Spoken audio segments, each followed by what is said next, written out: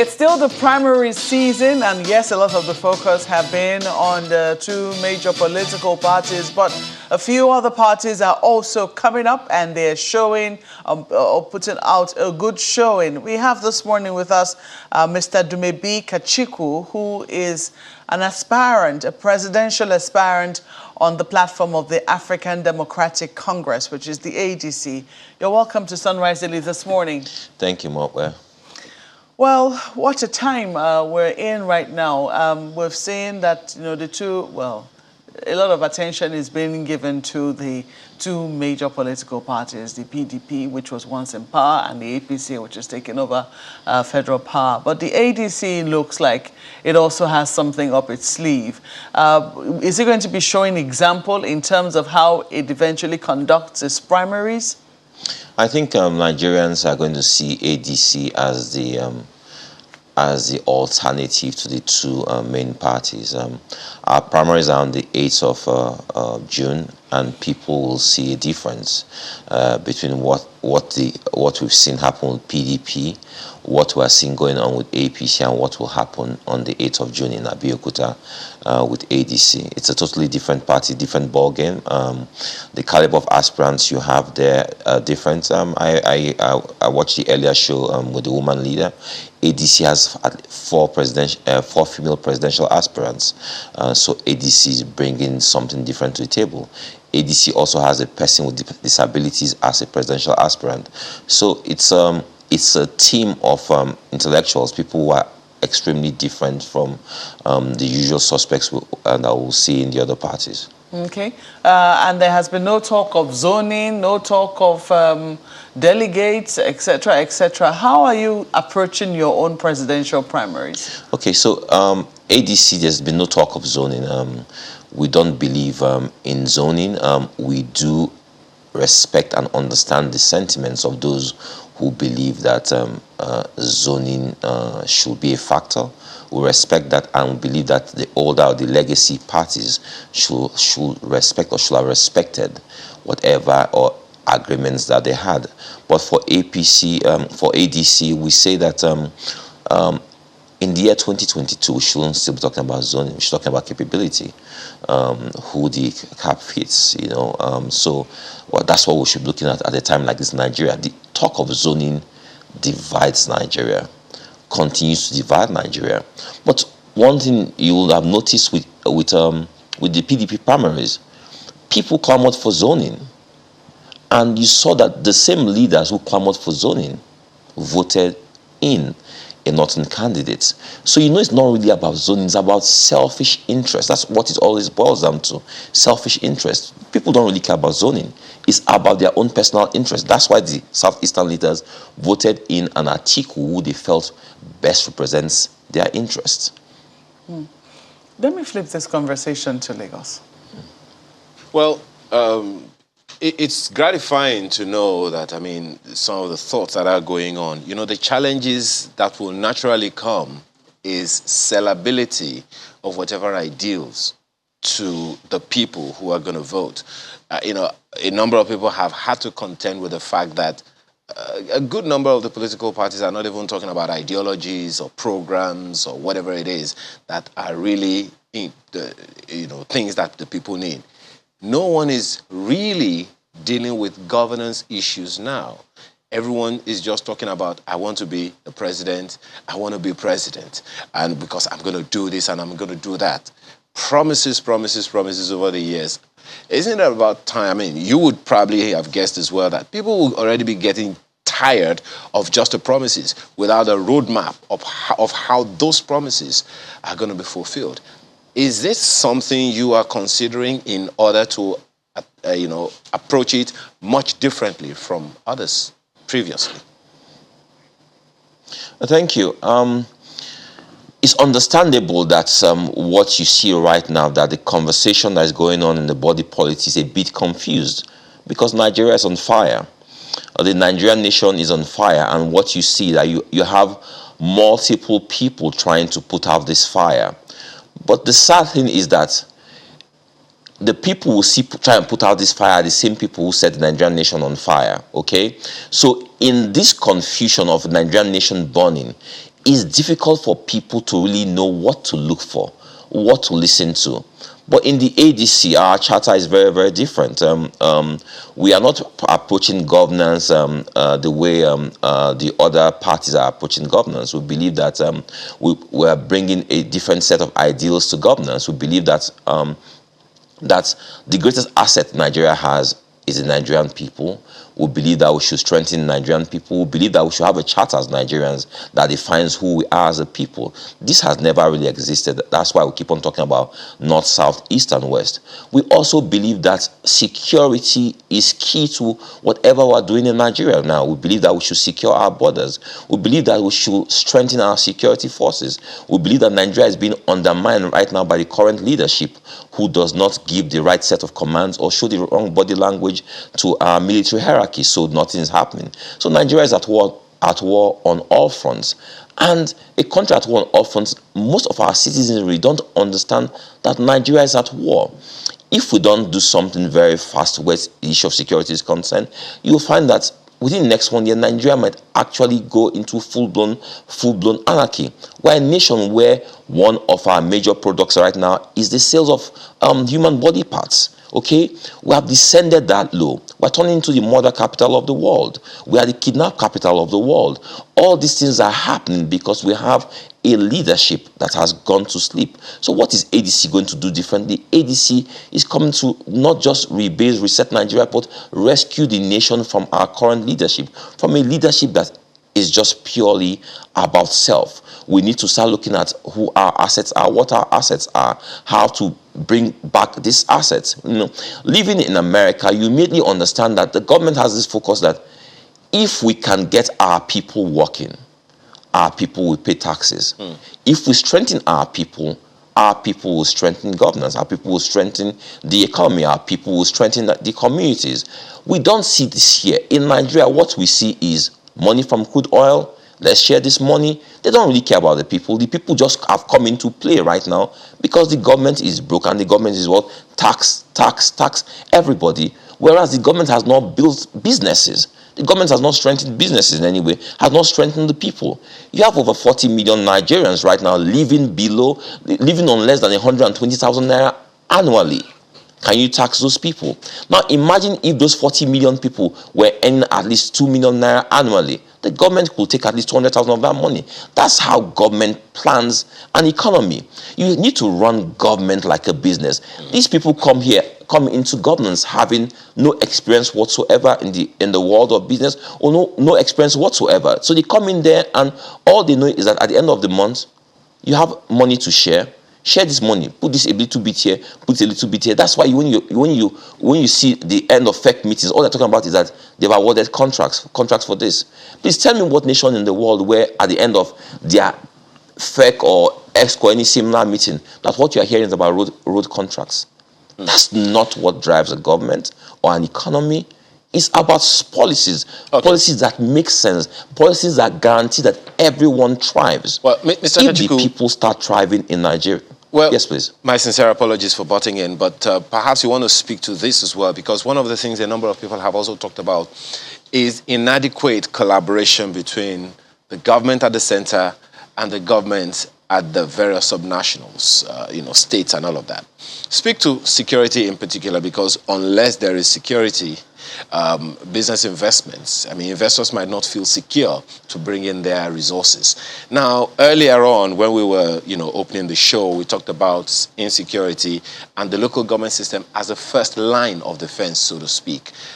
And a number of people are wondering why we have that failure at that local government level when there are states, when the states could have actually played a role in ensuring that the local government are strong enough to be able to defend the nation against any form of attacks, whether internal or external.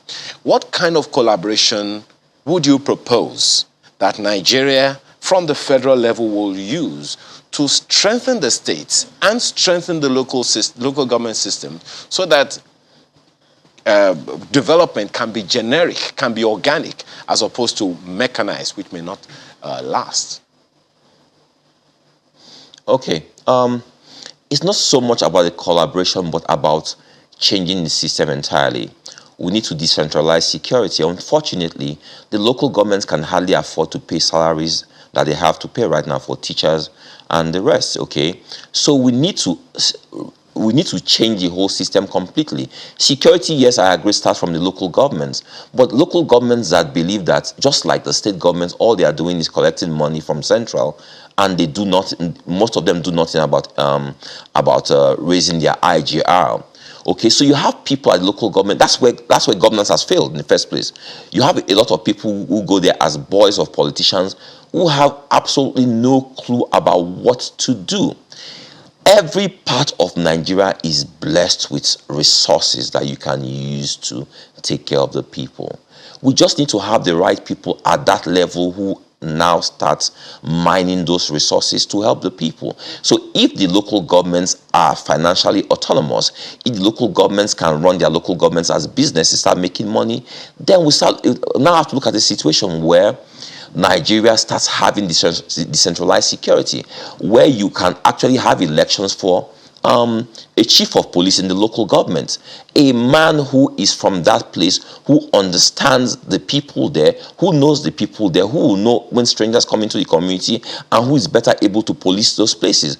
What you see today is that you have a centralized security apparatus. So they send DPOs from different parts of Nigeria to places where they don't even know the people. Now, tell you, I keep on talking about an experience I and my mom had in our farm in Delta State. We had headsmen come in and they damaged and occupied our farm. Reported to the DPO. The DPO said, "Oh, I can't do anything. Go and negotiate with the people." My mom then takes up with the commissioner of police, and the commissioner of police calls DPO and says, "What do you mean by that? Go and solve this problem out." They call this header who says, "Oh, I'll give you 40,000 naira," in an arrogant manner for crops worth over 12 million naira that he has destroyed. And in all of this, the DPO was absolutely nonchalant. But if you had a situation where a DPO or a chief of police has been elected by the people, he understands that his being in office depends on his performance in that job, he will act very, very differently. He will be more sensitive to our plight, to our feelings. But in this case, he was completely nonchalant. That's what people are talking about. If you see what's going on in Nigeria, I was in a parley with some delegates from the north 2 days ago, and somebody was almost in tears talking about how bandits are killing them every day, occupy their community, and that they keep on writing to the security agencies, and that no help is coming their way. And when you listen to people like this, you wonder, like, what is the problem with Nigeria? But at the same time, in also speaking to the heads of the military agencies here, you understand that their hands are tied. For the first 4 months this year, I think it was about April that they got the first subvention from government. Nigeria is at war on all fronts, and we have to all get involved in the issues of security. We've had people say that we need to arm people, that people should be able to bear arms so we can confront these people, and I totally agree with that. From local government level, people should not be able to bear arms to resist invaders, to resist bandits, to resist kidnappers. Security is not for federal government alone, or for state government alone, or for local governments. We should all be involved with security. We're in Abuja here. Yeah. We see that Abuja, the communities around Abuja, the outer communities, have been taken over by these bandits. How many security men do we have in Nigeria to be able to resist these people? They are fighting at our borders. They are fighting in the southeast, in parts of the southwest. How many people are there? We are going to wake up one day and find that these people who are occupying what we now call ungoverned spaces are going to invade Aso Rock. Well, that's our greatest fear right now. Well, that clearly suggests to start doing something about this. Yeah, let me just comment on that. Clearly suggests somebody somewhere, if their hands are tied, explains why they seem to be looking the other way, but a different conversation entirely. But getting it back to the build-up to 2023 elections, and yeah, speaking to lots of Nigerians, you get to hear on a daily, on a regular basis that they want an alternative. They want something that works. And now, with due respect to all the political parties, the other political parties who have genuine candidates and are genuine in their intentions to get a genuine solution for this country, What is wrong? Because you've seen how these other two parties play, how the solidarity amongst them can walk from one party to the other, how they seem to have that handshake. What is wrong with all the other political parties who say they want to be an alternative? Why can't they all pull together and then see how you can support one person, whatever structure that they have in different areas, pull it all together, and then perhaps that could be a very strong point. What's wrong with that idea? It's not about the political parties. We keep on making that mistake. You can even if you had 1,000 political parties come together to compete or contest against the APC and PDP, that's not the problem. The problem is the Nigerian people.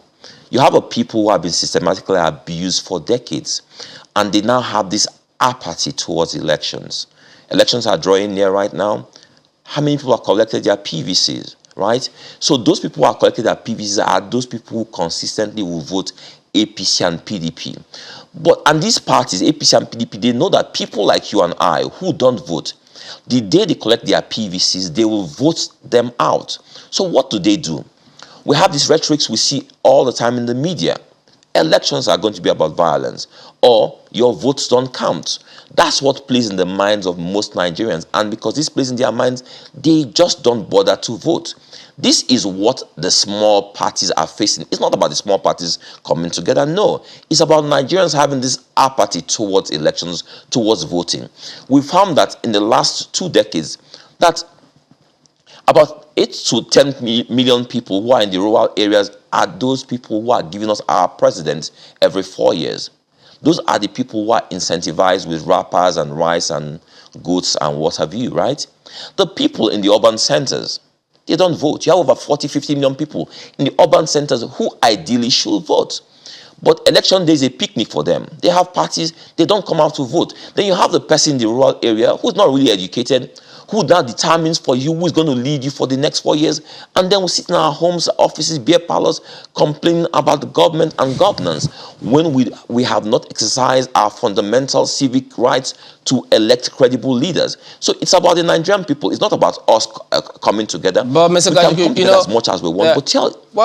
These are social issues. So there are those who will disagree with that point. They may say, well, yeah, you might have observed that, but they also know that how did power change hands from PDP to the APC? Now, there's something they do to get those people voting. It doesn't necessarily mean that they will consistently vote for those parties, because they also want their lives to improve, I reckon. Now, isn't it the same Nigerians who are voting those people? So they can always change. But if you say it's not about parties coming together, it's about Nigerians. So you're suggesting then that those political parties who, wherever they are, presenting themselves as an alternative, having known this fact, so why do they then keep coming up knowing that they may not make a difference, if that's what you mean? So tell you what's happening in this electoral cycle. Nigeria has failed spectacularly on all fronts, right? Nigerians have never been as challenged as they are right now. Seeing this, seeing that people are suffering at an alarming level, we expect that people will say never again. This can never happen. We will never let any of these usual suspects come back, okay? But at the same time, if we are going to say this, we are watching what's going on. You watch the primaries of PDP, for example. We are watching what's happening across the board in local primaries in the states. What's happening? Money is exchanging hands. Those people are still collecting money. So are we really seeing any difference? We're not seeing any difference. But we're hoping that end of first week of June, second week of June, when the all clears, dust settles, and Nigerians realize, oh, guess what? APC have brought out a candidate. PDP has brought out a candidate. Who are these people? The usual suspects. Are we going to continue for the next 4 years with these people? Nigerians will then start talking to themselves, okay? I'm happy we have several months before the ballots, before we vote. Nigerians can have enough time to assess, to evaluate who their presidential candidates are, Nigerians have enough time to hear from all of us, to see what we have to offer. It will never be the same situation what happened in last elections, where some presidential candidates refused to have debates with candidates from smaller parties. We won't allow this time. Nigerians will hear from all candidates and then make their choice based on who they feel best suits them or has the capability to lead Nigeria into the next dispensation. As a follow-up to Chamberlain's question, you said that in your response that it's the fault of the people that a lot of the people in the rural areas do not vote. But then the people that vote, at least they know the main political parties. They know the APC, they know the PDP. But other political parties, the minor parties, I beg your pardon now, maybe a hard sell in terms of the brand and of the faces. Is that a problem that you consider to be a big obstacle in you getting ahead with your ambition in the 2023 presidential election? A point of correction. I said that the people in the rural areas are those who actually vote. Those in the urban areas don't vote. INEC has done something good right now. We have enough time to actually campaign everywhere. What we have had before is this. You have parties who have already brand name recognition across the board. And so when it's time to vote, these people know PDP, okay? They've always known PDP. Then APC has come along, right? And why they voted APC? Because the people in PDP are the ones who populated APC, so they knew those people. And of course, these parties have the funds to drive their mobilization down to the grassroots. What's going to happen now is this. We are coming to people in the urban centers, those who are literate, those who know what good governance should be.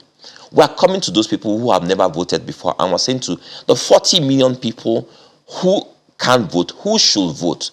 We're telling them, get your PVCs, right? 20-something million odd people voted in the last elections. We understand that the actual numbers are nowhere near that. But we're telling people, 40+ million people who can vote, who should vote. We're telling them right now, Nigeria, the fate of Nigeria is in your hands. You should have no apathy towards voting. I keep on talking of the Stockholm Syndrome, where a group of robbers took people hostage, and those people had this affinity for their captors. That's what's happening in Nigeria. We have the Nigerian syndrome, where we've been held captive by a bunch of people, but we still have this affinity for them. We can't seem to let these people go. But those of us who are the elite, so to say, the middle class in the urban centers, this is the time to do right by your country. We cannot let the 2023 election cycle come and say, oh, you know what, the people in the village, the people in the rural areas should determine the course of history. History beckons on all Nigerians right now. Do your civic duty. Do what is right by Nigeria. You should all get your PVCs. If you see what's happening with the number of PVCs, you find that people are not really going out to get their PVCs. A lot of PVCs are left uncollected. What's going on with that? But if these people get their PVCs, you will find that there's going to be a difference. It behoves the political parties, or the smaller political parties, as you've called us, or as we even call ourselves. It behoves us to now start driving this campaign, going everywhere. It takes resources. But tell you what, okay? I watched the elections in America, last elections in America. I watched Biden. Biden didn't go everywhere Donald Trump went. Biden used technology. He was having a lot of virtual meetings, right? I watched Zelensky in Ukraine. He used social media. He's the president of Ukraine. We see what he's doing, yeoman's job there in Ukraine, okay? Unfortunately, the people who we can reach through social media in Nigeria, the youths, right? They concentrate on skits, comedy, music, entertainment, okay? They don't want to discuss topical issues because of that apathy. They feel the nation has failed them, and when they try to do something with NSAS, they saw the way the Nigerian state responded to them.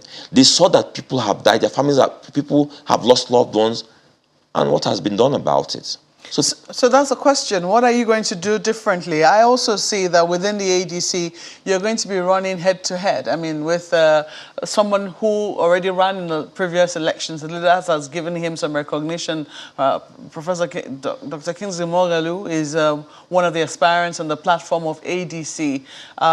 You know, do you really think that first you stand a chance with him, against him? I think in the ADC, I believe I'm probably the leading contender in the ADC. I think Kingsley Moghalu is a very smart guy, just like other people. Have a bunch of brilliant people on the ADC. I think it's a delegate election. I think the people are looking to see who has capability to take on the forces that have held us down for long. And I think that on the 8th of June, those delegates will speak and will speak resoundingly. Why do you say so? Because he has served in public office. People have at least seen what he has had to offer. He's been able to articulate his plans before now. He's even been a candidate. You haven't exactly served in public office. So what exactly would you be saying, hey, Nigerians, this is my work. This is what I'm capable of. And this is what I'm going to be doing differently. We keep on making this mistake about narrative of public office. It's not about public office where someone is paying your salary. You need to talk to people who every day, at the end of every month, they're paying salaries to people.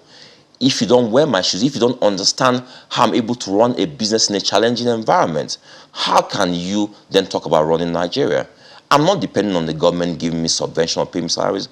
I'm running a business. I run a business effectively for the last 2 decades, paying thousands of people at the end of every month, running a very successful business.